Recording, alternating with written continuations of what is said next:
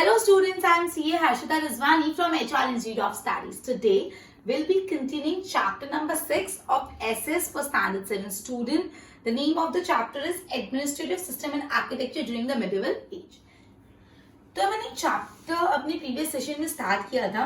अपन ने इसका इंट्रोडक्शन पढ़ा था, administrative system, village administrative system पढ़ा था, लिटरेचर के बारे में पढ़ा था, काफी सारी बुक्स के बारे में पढ़ा था. आज इसका थर्ड टॉपिक है आर्किटेक्चर के बारे में स्टार्ट करते हैं. Okay, among the various construction during Rajput age में बहुत सारे कंस्ट्रक्शन हुए. सबसे नोटवर्दी कंस्ट्रक्शन कौन सा था? Temple building. टेम्पल का जो कंस्ट्रक्शन था, मतलब राजपूत एज में बहुत सारे अलग अलग टाइप के कंस्ट्रक्शन हुए. उनमें से सबसे ज्यादा नोटवर्दी, सबसे ज्यादा जो मेजर इफेक्ट था वो कौन सा था? Temple construction. मतलब टेम्पल्स बहुत राजपूत एज में कंस्ट्रक्ट हुए. Rajput king were fond of constructing grand and artistic building. जो राजपूत के किंग्स थे, दे वर वेरी फॉन्ड ऑफ, मतलब उनको बहुत अच्छा लगता था बड़ी बड़ी आर्टिस्टिक, आर्ट वाली और एकदम grand buildings banana. Architecture and sculpture of that time is evident from temple, fort, palaces, lake. और राजपूत एज का आपको आर्किटेक्चर का एविडेंस कहां से मिलेगा? आप वहां के उस टाइम के टेम्पल्स देखो, लेक्स देखो, फोर्ट देखो, पैलेसेस देखो, वो इतना आर्टिस्टिक और ब्यूटीफुली वे में कंस्ट्रक्ट किए गए, जिससे हमको ये पता चलता है कि राजपूत किंग बहुत ज्यादा इंटरेस्टेड थे ग्रैंड और आर्टिस्टिक बिल्डिंग बनाने में. क्लियर? तो फर्स्ट पैराग्राफ में आपको इतना ही बोला है कि राजपूत एज में बहुत सारे कंस्ट्रक्शंस हुए, लेकिन सबसे इंपॉर्टेंट कंस्ट्रक्शन कौन सा था? सबसे इंपॉर्टेंट कंस्ट्रक्शन था temple building. Clear? Temple building या temple construction. Clear? Temple construction बहुत इंपॉर्टेंट था. जो राजपूत किंग थे उनको बहुत पसंद था, वो फॉन्ड ऑफ कैसे कंस्ट्रक्शन करने के लिए, आर्टिस्टिक और ग्रैंड बिल्डिंग बनाने के लिए. क्लियर? और ये सब हमको कहां से पता चलता है? उस टाइम के आप पैलेसेस देखो, लेक्स देखो, टेम्पल्स देखो, फोर्ट्स देखो, इन सब से आपको पता चलता है. क्लियर? अब आपको एक टेम्पल के बारे में बात करिए, that is Khajuraho temple. I am sorry. Among the temple, Khajuraho and MP and Puri temple of Lord Jagannath are famous for their architecture and sculpture. Rajput age की जो टेम्पल्स थे उनमें से भी जो सबसे फेमस है वो कौन सा? खाजुराहो टेम्पल. ये आपने नाम सुना होगा, खाजुराहो टेम्पल. खाजुराहो टेम्पल कहाँ पे? एमपी, मध्य प्रदेश में. ठीक है, ये बहुत फेमस है. और दूसरा पुरी टेम्पल. किसका है पुरी टेम्पल? पुरी टेम्पल उड़ीसा में है, लॉर्ड जगन्नाथ का. ठीक है, कहाँ पे? लॉर्ड किसका? लॉर्ड जगन्नाथ. और इट इज इन उड़ीसा में. ये दोनों बहुत फेमस थे. कौन से? खाजुराहो जो मध्य प्रदेश, और पुरी टेम्पल कहाँ पे? उड़ीसा में. और खाजुराहो पुरी लॉर्ड जगन्नाथ का टेम्पल है. फिर सन टेम्पल ऑफ कोणार्क, ये भी आपने सुना होगा. सन टेम्पल ऑफ कोणार्क भी राजपूत एज के टाइम में बिल्ड हुआ था. कौन सा दूसरा नाम अपन ने पढ़ा? Sun temple. Sun temple of Konark. Clear? ये जो कोणार्क टेम्पल है, it was constructed with a great fineness and was shaped like a chariot driven by 7 horses. ये जो कोणार्क टेम्पल था, ये कैसे शेप में था? ये ऐसे शेप में था कि चैरियट, रथ जैसे शेप में, चैरियट की शेप में. और इस चैरियट को कितने हॉर्सेस खींच रहे? 7 हॉर्सेस. तो इसका ये शेप बहुत इंपॉर्टेंट है. किस फॉर्म में था? ये था in the form of chariot. Clear? जो रथ होता है ना चैरियट फॉर्म में, और कितने हॉर्सेस वो चैरियट को खींच रहे? 7 horses. Clear? Which was driven by 7 horses. ठीक है, driven by 7 horses. Okay, among the other sun temple, ये तो सन टेम्पल ऑफ कोणार्क अपन ने पढ़ा. और दूसरे जो सन टेम्पल से एक है मर्तान टेम्पल जो कश्मीर में. फिर मोदेरा टेम्पल, मोदेरा सन टेम्पल जो गुजरात में. ये दोनों भी बहुत फेमस है. ठीक है, तो 3 सन टेम्पल के बारे में पढ़े. Sun temple of Konark. Clear? Second sun temple of, just a minute, Martand temple, sorry, MERTAN, Martand temple जो कहाँ पे है? कश्मीर में. क्लियर? और तीसरा अपने गुजरात में. कौन सा है गुजरात में? Sun temple of Modhera. Clear? Sun temple of Modhera. Okay, the prominent feature of Modhera temple. अब इसके बारे में बताया. सन टेम्पल ऑफ मोधेरा, इसका एक इंपॉर्टेंट फीचर है. क्या फीचर है इसका important? The first rays of sun fall directly on the idol. मतलब ये सन टेम्पल ऑफ मोधेरा में जो पहली सूरज की किरण है वो डायरेक्ट मूर्ति पे पड़ती है. जो मूर्ति, जो आइडल है उसके ऊपर डायरेक्ट पड़ती है. तो ये इंपॉर्टेंट प्रोमिनियंट फीचर है सन टेम्पल ऑफ मोधेरा का. तो 1 लाइन में आपको पूछ सकते हो, काफी इंपॉर्टेंट है ये. Which is the prominent feature of sun temple of Modhera in Gujarat. So the prominent feature of Sun Temple of Modhera is that the first ray of sun fall directly on the idol. मूर्ति पे direct पहली सूरज की किरण पड़ती है. Clear? Okay, तो तीन sun temple के बारे में पढ़ा, कोणार्क, मर्तान और मोधेरा. आगे बढ़े, चलो. अब बोला है एलोरा केव्स के बारे में. आपने सुना था अजंता एलोरा केव्स, उसमें से एलोरा केव्स के बारे में बोला है. Of the decade have caves representing 3 religion. मतलब जो एलोरा केव्स 3 धर्म रिप्रेजेंट करता है, हिंदुइज्म, बुद्धिज्म और जैनिज्म. ठीक है, सो ये जो एलोरा के केव्स है उसमें 3 रिलीजन रिप्रेजेंट किए गए, हिंदुइज्म, जैनिज्म और Buddhism. Clear? One among this is a grand Kailash temple. एक वहां पे बहुत बड़ा कैलाश टेम्पल है. The Elephanta cave near Mumbai. अच्छा, मतलब इसमें इतना ही बोला एलोरा में. फिर आगे बोला है the Elephanta cave near Mumbai have a beautiful 3-phase sculpture of lord Shiva. Elephanta cave है, एलिफेंटा केव में 3-phase स्ट्रक्चर है लॉर्ड शिवा का. The Meenakshi temple at Madurai is famous all over India. मतलब अलग अलग टेम्पल्स के बारे में बोले, एक एक आपको अच्छे से याद करना है. एलोरा केव्स में कितने रिलीजन बताएंगे? 3 रिलीजन. कौन से? Hinduism, Jainism, Buddhism. 1 मार्क पूछ सकते हैं. उसके बाद बोला है कैलाश टेम्पल के बारे में बताया. कैलाश टेम्पल के बाद एलिफेंटा केव्स के बारे में बताया. एलिफेंटा केव्स में क्या है? लॉर्ड शिवा का 3-phase वाला स्कल्पचर है. भगवान शिवा का, लॉर्ड शिवा का 3-phase स्कल्पचर. तो पूछे कि कौन से, कहां पे लॉर्ड शिवा का 3-phase स्कल्पचर है? तो एलिफेंटा केव्स. क्लियर? अगर पूछे कि कौन से केव्स में लॉर्ड शिवा का 3-phase sculpture, so it is Elephanta caves, right? फिर मीनाक्षी टेम्पल कहां पे? मदुराई. वो भी बहुत फेमस है all over the India. Temple of South India specially well known. South India के टेम्पल बहुत वेल नोन है. क्यों? For the imposing gateway called gopurams. मतलब जो साउथ इंडिया के टेम्पल्स का गेटवे होता है, एंट्रेंस होता है, उनको क्या बोलते हैं? गोपुराम. क्लियर? गोपुराम्स बोलते हैं. उन चीज के लिए बहुत फेमस है. After hearing about the fame of such grand temple, many foreign invader came to loot them. मतलब ये ब्यूटीफुल इतने बड़े बड़े टेम्पल्स के बारे में सुनने के बाद काफी फॉरेन के इन्वेडर्स और वो टेम्पल्स को लूटने आए. ठीक है, लूट करने आए वहां पे. द मैग्निफिकेंट जो सोमनाथ टेम्पल है ऑफ गुजरात, उनको भी बहुत, उस टेम्पल को भी बहुत टाइम अटैक किया गया. जो गुजरात में सोमनाथ टेम्पल है उसको भी बहुत बार लोगों ने, मतलब आउटसाइड इंडिया से लोग आके वहां पे अटैक करते थे क्योंकि वहां का सारा इतना ज्यादा ट्रेजर हड़पने के लिए, उसको लूटने के लिए. ठीक है, ओके. ये आर्किटेक्चर के मैं एक और हर एक पॉइंट को रिवाइज करा रही हूं, ध्यान देना. तो सबसे पहली बात ये लिखना कि राजपूत ड्यूरेशन में, राजपूत एज में बहुत सारे अलग अलग कंस्ट्रक्शन होते थे, लेकिन सबसे इंपॉर्टेंट कौन सा था? Temple construction. गुड. क्लियर? बोला है कि जो राजपूत किंग थे वो very fond of constructing artistic and very grand building. वो ग्रैंड और आर्टिस्टिक बिल्डिंग बनाने के लिए बहुत शौकीन थे. ठीक है, और वहां का आर्किटेक्चर हम देख सकते हैं, उधर के लेक, पैलेसेस, फोर्ट्स, टेम्पल्स, सब. फिर अपन आए सबसे पहले खाजुराहो टेम्पल में, जो लोकेटेड है मध्य प्रदेश. फिर अपन ने कौन से टेम्पल के बारे में पढ़ा? पुरी टेम्पल, जो कहाँ पे? उड़ीसा. कौन से भगवान का? जगन्नाथ टेम्पल, जगन्नाथ भगवान का. ठीक है, उसके बाद अपन ने 3 सन टेम्पल के बारे में पढ़ा. Sun temple of Konark, Martand temple और सन टेम्पल ऑफ मोधेरा.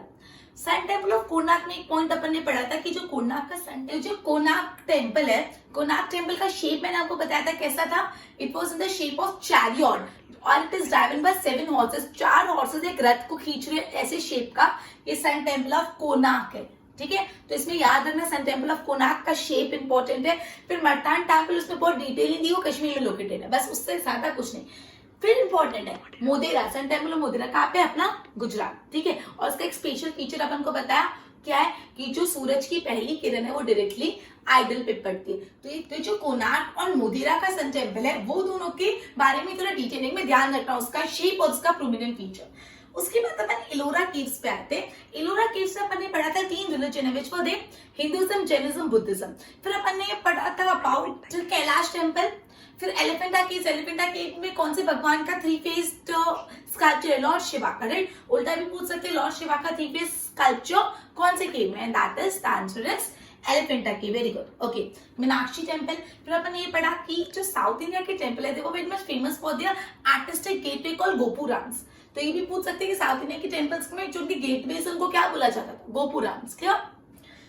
उसके बाद अपन ने ये पढ़ा कि ये सब सुनने के बाद काफी फॉरेन इन्वेडर्स ने आके अपने टेम्पल्स को लूटा एंड उसमें से एक अपन को एग्जांपल भी दिया है, गुजरात का जो सोमनाथ टेम्पल है वो पूरा डिस्ट्रक्ट हो गया था। जो प्रेजेंट डे सोमनाथ टेम्पल है वो वैसा पहले था नहीं, उसको पूरा डिस्ट्रक्शन उसका हो गया था, पूरा लूट लिया था। क्लियर। आगे मोहम्मद गजनी के बारे में अपन पढ़ते हैं। Though the Rajput age is well known for its valor and sacrifice, it also saw the construction of many beautiful and imposing buildings. बोले राजपूत जो होते हैं, अपन को पता है राजपूत अपने विलोर, अपने सैक्रिफाइस, अपनी ब्रेवरी के लिए बहुत फेमस होते हैं, लेकिन उस टाइम पे वही बोला कि बहुत ज्यादा अच्छा कंस्ट्रक्शन भी हुआ था। Many foreigners, काफी foreigner invaders invaded India during this period. Rajput age के टाइम काफी फॉरेन इन्वेडर्स ने इंडिया में आके इन्वेडिंग की। क्लियर। जिसमें से एक नाम बताया मोहम्मद गजनी। ठीक है, Mohammad Ghazni the sultan of Ghazna, Ghazna के जो किंग थे, सुल्तान थे मोहम्मद गजनी। उन्होंने attack India many times between 1000 CE and 1025 to 1026 C, मतलब 1000 सीई से 1025 सीई के बीच में काफी बार मोहम्मद गजनी ने इंडिया पे अटैक किया। In spite of facing problem during the attack करने में उनको तकलीफ आती तो भी वो कंटिन्यूसली प्लंडर करते थे। मतलब प्लंडर करना मतलब दूसरे की टेरिटरी में जबरदस्ती घुस जाना, वो जबरदस्ती प्लंडर करते थे। मैंने भी आपको बताया ना सोमनाथ टेम्पल, उनको भी उधर भी इन्होंने अटैक कराया था। ड्यूरिंग वन सच अटैक, उस अटैक के time When Gujarat was under Bhimdev Solanki rule, Gujarat में कौन रूल करते? भीमदेव सोलंकी, सोलंकी डायनेस्टी के भीमदेव सोलंकी रूल करे थे। उन्होंने सोमनाथ प्लंडर किया and many people from Saurashtra and Gujarat join Bhimdev Solanki and try to protect Somnath. काफी लोगों ने, गुजरात और सौराष्ट्र के लोगों ने मिलकर भीमदेव सोलंकी की मदद की और सोमनाथ को बचाने की कोशिश की, बट दे फेल्ड। पूरा सोमनाथ पे उन्होंने अटैक करा, जो मैंने अभी आपको बताया। वापस पहले तो याद रखना सोमनाथ टेम्पल पे किसने अटैक किया था? मोहम्मद गजनी, वो सुल्तान of Gajna.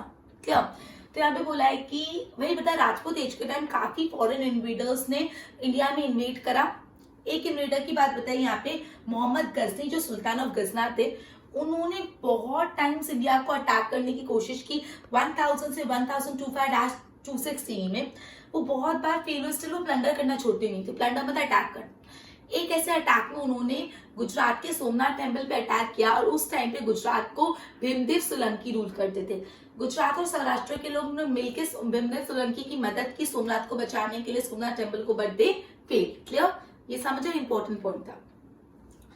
Now last topic, change of power of Delhi.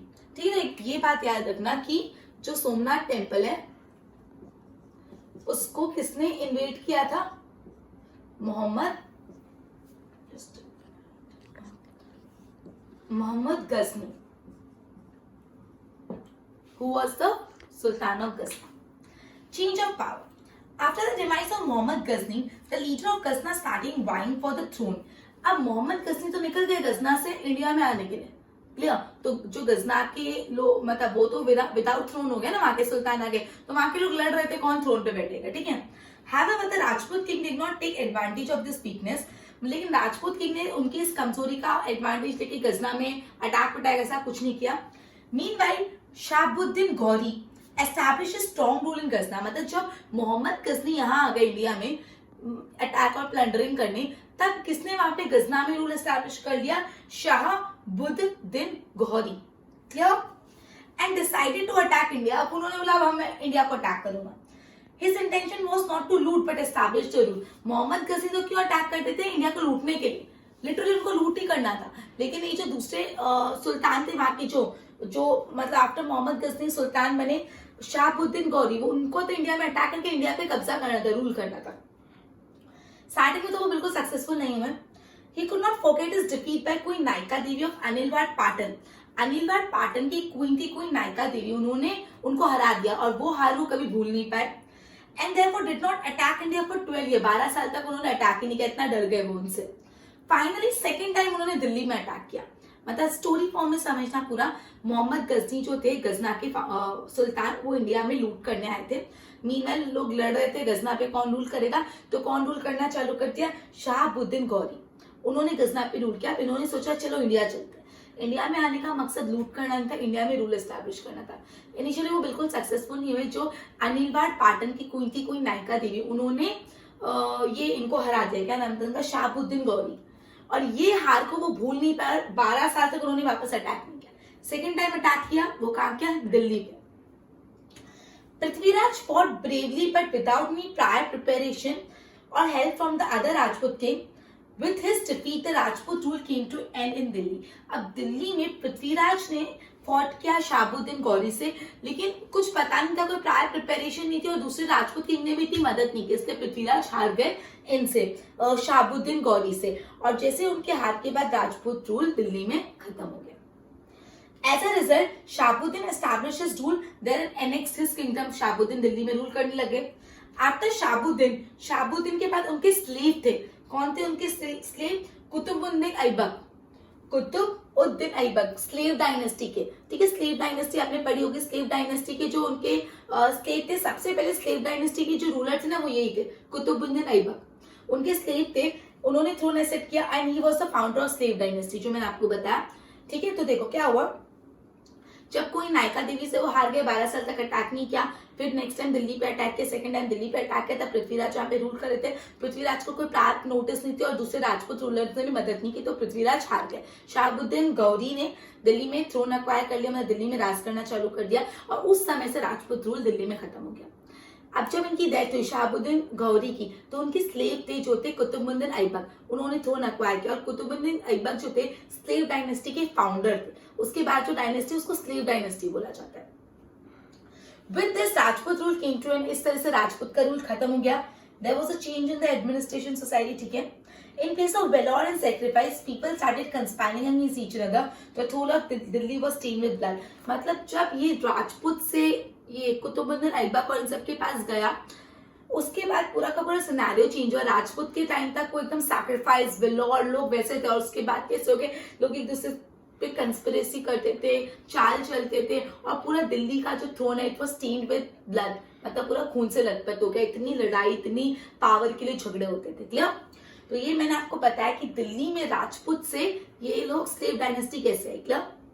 Okay, तो बेसिकली अपन ने क्या किया, आर्किटेक्ट पूरा पढ़ा, मोहम्मद गजनी के बारे में पढ़ा और दिल्ली का पावर कैसे चेंज हुआ। अब 5 क्वेश्चन पूछ लेती हूँ। Okay, first question, which is the most important feature of Sun Temple of Modhera? And your time ends in 3, 2, 1. That is the first tree of sun directly fall on the idol. Simple. Next question. The beautiful imposing gateway of South Indian temple are known as dash. And your time ends in 3, 2, 1. And yes, it is Gopura, right? Next, who attacked Somnath temple? Who attacked Somnath temple? And your time ends in 3. बहुत easy, सबको आता होगा। 2, 1. Yes, it is Mohammad Ghazni. Well done. Next, इससे related पूछती हूँ, who was the king of Gujarat? Who was to the power in Gujarat at the time when Mohammad Ghazni attacked the Somnath temple? Who was in power in Gujarat when Mohammad Ghazni attacked Somnath temple? And your time ends in 3, 2, 1. I hope पता होगा, it is Bhimdev Solanki. Very good. Okay, so last question, very easy, सबको आता होगा। Last question एकदम easy and करते हैं। Who was the founder of slave dynasty? Who was the founder of slave dynasty? ये अभी आना चाहिए, आगे भी बहुत आएगा। 3, 2, 1. It is Qutbuddin Aibak. Well done students, बहुत अच्छे से तुम लोग ने आंसर किया। आई होप आपको बहुत अच्छे से समझ आया। सो विद दिस अपना चैप्टर कंप्लीट होता है। चैप्टर में बहुत ज्यादा कॉर्नर क्वेश्चन, मतलब ऑब्जेक्टिव पार्ट बहुत ज्यादा है। सो चैप्टर को 2-3 बार पढ़ के नोट्स बनाना बहुत ज्यादा बेनिफिशियल रहेगा। नेक्स्ट सेशन में अपन नेक्स्ट चैप्टर स्टार्ट करेंगे। Till then good bye.